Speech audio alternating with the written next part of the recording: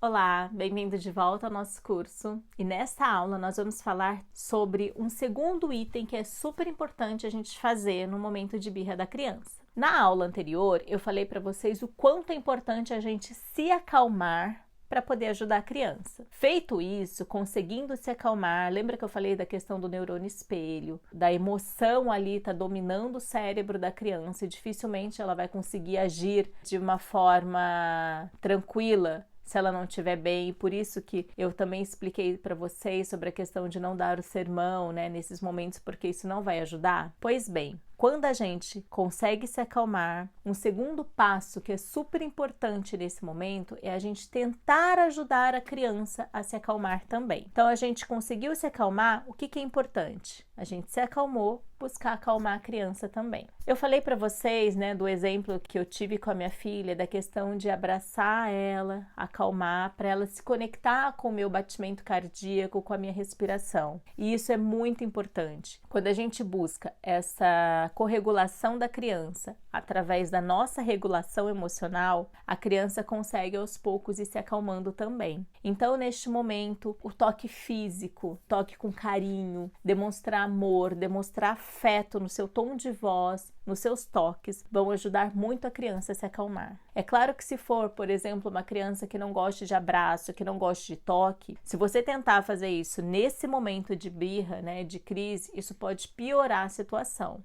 Mas se for esse o seu caso, por exemplo, você não precisa relar na criança, você não precisa tentar abraçá-la à força, achando que, por exemplo, isso vai ajudar a sua criança. Se ela não for acessível, né, se ela não gostar desse toque físico, demonstre para ela, pelo menos em palavras ou na sua postura corporal, que você vai estar ali, que você está ali presente, disponível para ela nesse momento. Inclusive, você pode até falar: olha, eu tô aqui. Quando você se acalmar, eu vou te ajudar, ok? Se você precisar de alguma coisa, eu tô aqui. Em alguns momentos, você não precisa nem falar, porque às vezes você falar pode piorar a situação. Você só precisa estar. Esteja próximo a essa criança. Busque respeitar essa dor que ele está sentindo ali naquele momento. Ele não está agindo daquela forma, a criança não está gritando, ela não está berrando, ela não está batendo o pé no chão porque ela quer. Ela está fazendo aquilo porque ela não está legal.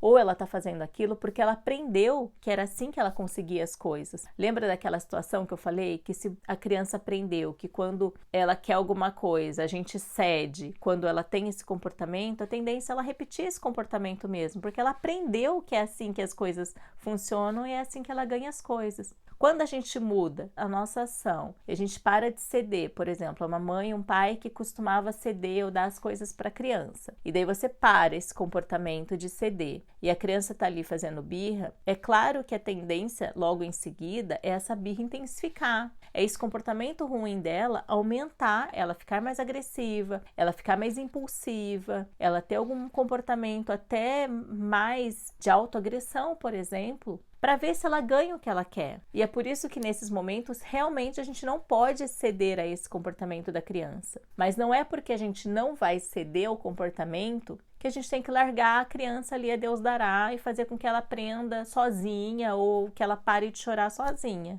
Muito pelo contrário. É nesses momentos, né, como eu disse novamente, eu reforço sempre nessas nossas aulas, o quanto isso é um pedido de socorro da nossa criança. O quanto a gente precisa estar ali, entender o que está acontecendo com ela. Então, demonstrar que a gente está disponível ali para ela, respeitar essa dor dela. E eu não digo respeitar a agressão dela. Né? Não é isso. A criança tá me batendo, eu tenho que respeitar ela, então eu vou deixar ela batendo. Ela tá mordendo o amiguinho, eu preciso respeitar ela, vou continuar deixando ela morder o amiguinho porque ela tá sentindo uma dor ali. Não é isso que eu tô dizendo. Respeitar a criança é respeitar que ela está passando por uma situação ruim, mas que nem por isso ela pode ficar fazendo o que ela quer, bem entender do jeito que ela quer. Por isso que nesses momentos é importante a gente estar disponível para a criança, mostrar para ela, olha, o que você está fazendo não é legal, eu não estou gostando desse seu comportamento, mas eu vou poder te ajudar quando você tentar se acalmar, ou quando você tentar me explicar o que está acontecendo. Ou eu posso te dar um abraço, ou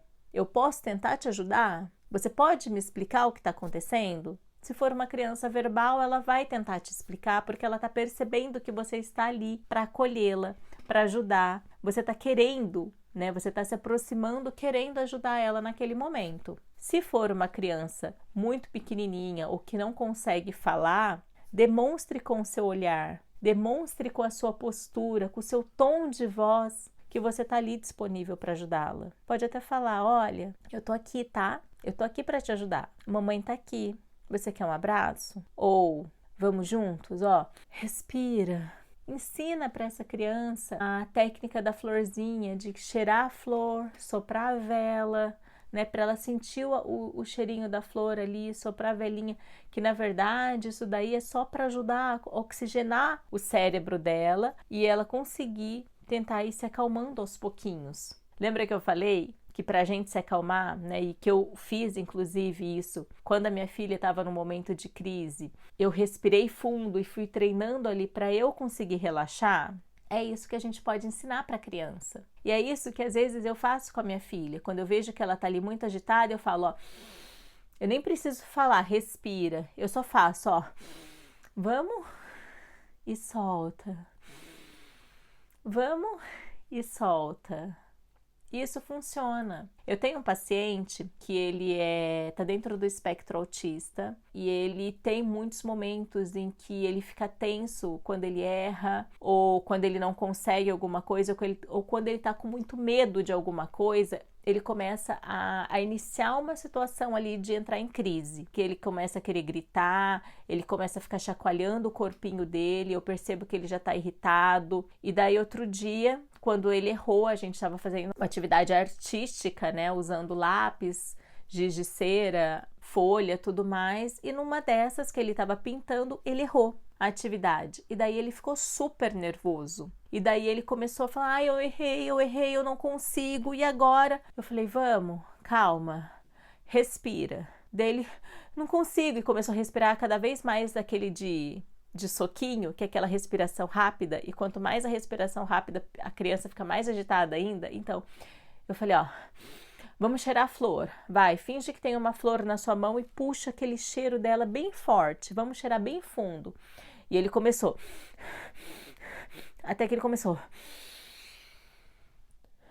Daí eu falei, agora solta, sopra a velinha. E ele não entendeu a sopra pétala, né? Ao invés de falar sopra vela, ele entendeu a sopra pétala. E daí ele ficou, cheira a flor, assopra a pétala. E aquilo ali, ele foi fazendo até que ele se acalmou. E quando ele se acalmou, a gente foi trabalhar essa frustração do erro dele. O que tinha acontecido ali? Onde ele tinha errado? O que a gente poderia fazer para consertar aquele erro? Buscando soluções para aquele momento. Inclusive, eu sugeri para ele, o que a gente pode fazer aqui? Você quer tentar fazer um novo desenho? Eu te dou outra folha. Você quer tentar cobrir onde você errou, criando outro desenho por cima desse risco que saiu errado? Você quer colar alguma coisa em cima? Vamos buscar soluções? O que você prefere nesse momento, isso ou aquilo? E fui trazendo possíveis soluções para aquele momento para ele, até que ele conseguiu encontrar a solução do jeito que ele queria e resolver o problema. Sozinho ele ia conseguir se acalmar, resolver, buscar soluções para aquilo? Certamente que não. Mas com a minha ajuda ali, de mostrar para ele que eu estava presente, que eu estava disponível, que eu podia ali ajudá-lo de alguma forma, ele conseguiu ir se acalmando, foi conseguindo aprender a técnica da respiração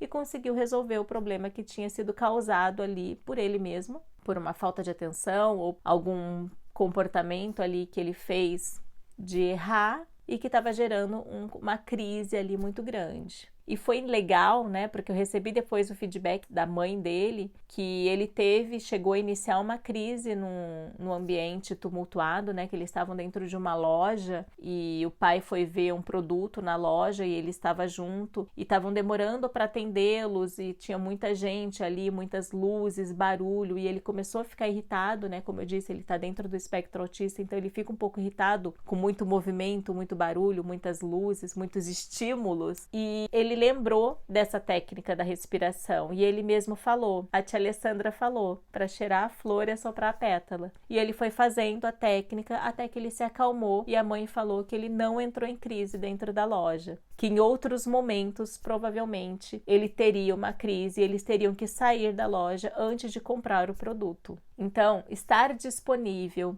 ensinar essas técnicas, ajudar a criança a se acalmar é muito importante nesses momentos de comportamentos que a gente considera como ruins. Existem, e isso eu trago também como experiência, não só como mãe, mas também como terapeuta, psicóloga, existem algumas ferramentas que a gente também pode utilizar para ajudar a criança a se acalmar. Então, por exemplo, se estiver dentro de casa, a gente escolher um cantinho da casa para criar um ambiente confortável ali para ela, criar o cantinho da calma, colocar objetos que ela goste, uma almofada ou um brinquedinho que ela goste, que ela se sinta confortável com ele, seguro com ele, deixar ali nesse cantinho, explicar para essa criança, mesmo as pequenininhas, olha, quando você estiver com raiva, ou quando você não estiver bem, ou quando você estiver muito nervoso ou muito triste, você pode ir para esse cantinho, você pode ficar ali para você relaxar, pode colocar até ensinar a criança a fazer essa técnica da respiração sozinha ali sentada com os olhinhos fechados, ou se você mora, por exemplo, num lugar que tenha mais espaço, né, e às vezes tem um quintal, uma varanda, um lugar com matinho, com flores, com plantas ali, falar para a criança ir ali, se conectar com a natureza, que é super importante. Agora, por exemplo, se isso acontecer, né, quando você está no carro ou em outro ambiente, né, tá num ambiente público, por exemplo, e, por exemplo, ser algo que a princípio é frequente a criança ter sempre alguns comportamentos de manha ou de birra, você já deixar dentro do carro ou você levar com você algum objeto que traga alguma segurança para essa criança. Às vezes, um objeto sensorial pode ajudar muito.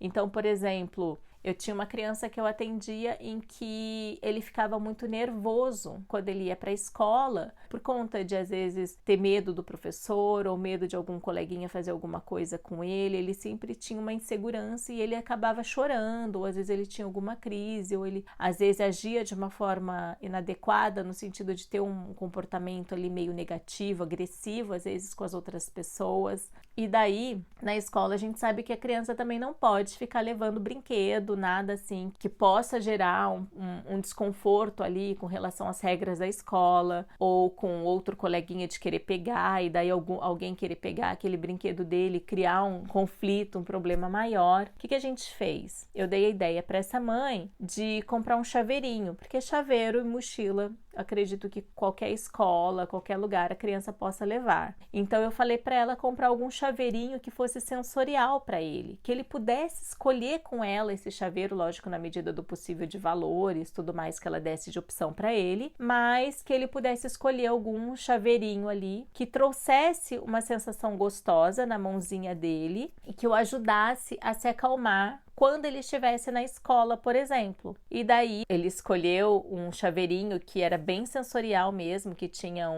como se apertasse e ficasse relaxando a mãozinha dele, e ele começou a usar esse chaveiro nos momentos em que ele ficava muito nervoso ou muito irritado dentro da escola, em que ele sabia que poderia causar ali um desconforto emocional maior. E isso foi ajudando ele a se autorregularizar, foi ajudando ele a se acalmar, consequentemente a diminuir esses comportamentos ruins, inclusive dentro de sala de aula, inclusive dentro da escola. Então percebe que às vezes algumas crianças elas conseguem se acalmar com abraço, com toque, com colo, com palavras. Algumas crianças elas conseguem se acalmar só de a gente estar ali perto dela, presente. Algumas crianças elas podem se acalmar com objetos, com algo que traga segurança para ela. E principalmente, né, se for o caso, por exemplo, dessas situações em que a mãe ou o pai não podem estar presente e que às vezes é comum, é frequente a criança ter um comportamento ruim. Então, a gente se acalmar, ensinar a criança a se acalmar e, inclusive, utilizando técnicas que ela possa se sentir mais confortável para ela conseguir se acalmar de uma forma mais rápida, são ferramentas super úteis nesses momentos em que a criança tem algum comportamento ruim, certo? Então, eu espero que vocês tenham gostado dessas dicas, dessas informações, e eu te espero então no nosso próximo encontro. Beijos, até mais!